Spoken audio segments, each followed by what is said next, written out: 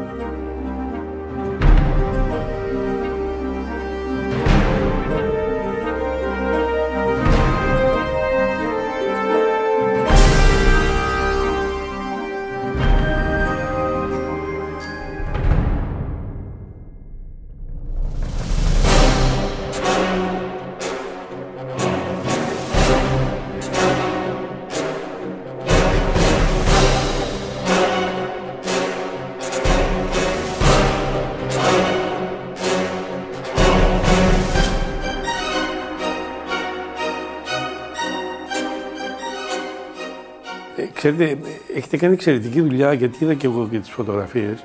Αυτό το χτύπησε στη μέση το πλοίο. Αυτό το θυμάμαι από τις διηγήσεις. Όπως θυμάμαι από τις διηγήσεις ότι πήγε κατευθείαν κάτω. Δεν πρόλαβαν. Και το είπαν οι αυτόπτες μάρτυρες τότε στο δικαστήριο το οποίο έγινε εναντίον του καπετάνιου του Μοσχάνθη. Πράγματι το Πατρίς ερχότανε από την Παρονάξο, φορτωμένο. Το Μοσχάνθη λοιπόν εκείνο το βράδυ ανταγωνιζόταν το Αγγέλικα. Τώρα για πόσα μίλια μπορεί να μιλάμε την περίοδο εκείνη? Προφανώς για κάθε από 10 ναυτικά μίλια πόσο περίπου θα ήταν τα πλοία τότε που θα μπορούσαν να αναπτύξουν. Όμως αναπτύσσανε τις μεγαλύτερες δυνατές ταχύτητες, γιατί είχαν ανταγωνισμό. Αυτό είναι δεδομένο, ακούστηκε στο δικαστήριο, ακούστηκε παντού. Κάποια στιγμή, δεν ξέρω τώρα αν είναι λάθος ο χειρισμός του καπετάνιου του Πατρίς ή όχι, βρέθηκε από τη δυτική πλευρά που ερχότανε, λίγο πιο ανατολικά. Προφανώς ξαφνιάστηκαν και ο καπετάνιος του Μοσχάνθη, έτσι όπως αποδείχθηκε πιθανόν στο δικαστήριο, και το διεμβόλησε. Αυτός ο διεμβολισμός που οδήγησε απότομα σε γρήγορη βύθιση του Πατρίς, γιατί έκανε πίσω, όπως είπατε, και κάτι τέτοιο πρέπει να έχει γίνει,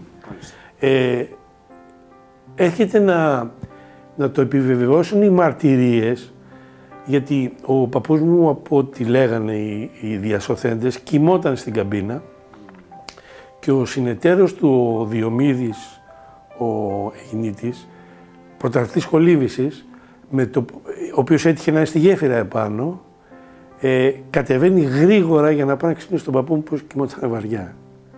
Αλλά προφανώς το τράκο το οποίο είχε γίνει, είχε αφήσει ζωντανό το Διομήδη. Δεν μπορεί να χτύπησε αυτός όντας στη γέφυρα. Αλλιώς δεν θα πήγαινε να ξυπνήσει. Δεν θα πήγαινε να ξυπνήσει κάτω. Άρα λοιπόν κατεβαίνοντας κάτω για να τον ξυπνήσει, Το καράβι βυθίστηκε μέσα σε πολύ λίγα λεπτά. Δεν πρόλαβε δηλαδή να τον πάρει, να τον ανεβάσει πάνω στην καμπίνα. Και φανταστείτε ότι τώρα μιλάτε για πόσα πατώματα σε αυτό το πλοίο. Ένα ήταν, δύο, πόσο ήταν, δεν ήταν παραπάνω.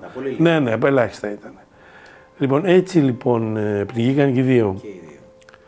Και το μόνο έτσι που έχω κρατήσει σαν ενθύμιο είναι αυτή εδώ η εφημερίδα,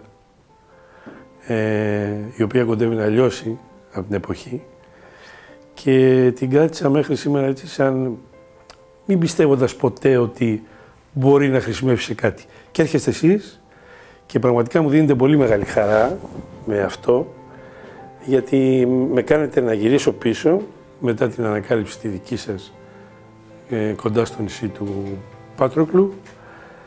Λοιπόν, πήγαν στα δικαστήρια για το θέμα της ευθύνης και της καταδίκης του καπετάνιου του Μοσχάνθη, που τελικά το δικαστήριο τον απάλλαξε, και στη συνέχεια η οικογένεια Γκινάκου στράφηκε στην διεκδίκηση του ναυαγίου και στο να πάρει άδεια να γίνει ανέλκυση. Κάτι που δεν έγινε ποτέ. Δεν ξέρω τον λόγο γιατί δεν έγινε ποτέ.